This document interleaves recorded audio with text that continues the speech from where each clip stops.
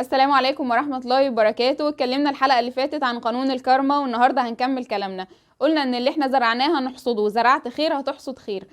طيب في حاجة هنا اسمها الانفاق الواعي. يعني ايه؟ يعني وما انفقتم من شيء فهو يخلفه. يعني الشيء اللي انت بتنفقه هتحصد من نفس نوعه. ماشي، ما ده اللي قلناه المرة اللي فاتت. ايه الجديد؟ الجديد شوف نفسك انت عايز تستقبل ايه. لو انت دلوقتي حد عايز تستقبل علم اكتر، عايز تحصل على علم اكتر، ممكن انفق ايه علشان يجيلي العلم ده؟ ساعد طالب علم، ساعد طالب مش قادر ان هو يدفع مصاريف المدرسة بتاعته، هات كتب وتصدق بيها على ناس هم مش قادرين انهم يشتروها.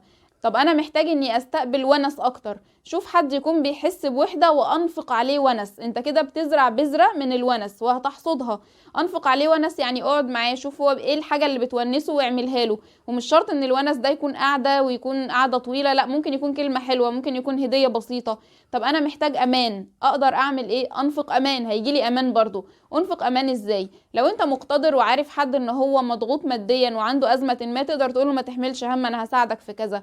لو انت شايف طفل خايف من اي حاجة، حاول تطمنه. كلنا في حياتنا اليومية بنمر بمواقف بنحس فيها بتوتر او بقلق، ربنا يقدرك ساعتها على كلمة طيبة تقولها بنية انك بتنفق الامان. يا اخي لو شفت حيوان في الشارع ما تخضوش، لو شفت قطة نايمة مش لازم تعدي جنبها تخضها.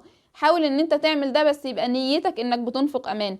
فانفق وتصدق، بس خلي عندك وعي في الانفاق بتاعك. الشخص اللي هو عايز يستقبل زواج سعيد، انا ممكن احاول اصلح ذات البين بين اتنين متزوجين، او اساعدهم ان حياتهم تكون افضل، او اساعد شاب او فتاة بيتجوزوا امكانياتهم مش مساعداهم. لو انا محتاج ان انا استقبل ثقة بنفسي اكتر، انا ممكن انفق ثقة على الاخرين. ان لما الاقي حد مهزوز احاول اطمنه، واحاول اطمنه بكلمة حلوة، واطمنه بكلمة اهم من انها حلوة انها تكون صادقة. لان الحاجة اللي طالعة من القلب بتوصل للقلب. يعني ايه؟ يعني همشي اطمن في الناس او اقول لهم كذا، طب ما افرض هو يعني هخلي اللي قدامي يثق في نفسه ازاي اذا كنت انا مش عارف؟ يعني انا مش شايف ان في حاجة.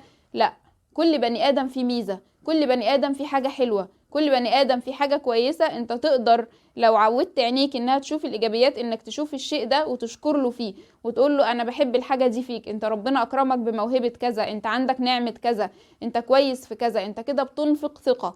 اهم حاجة انك تكون واعي انت بتنفق ايه، وتفتح قلبك للاستقبال.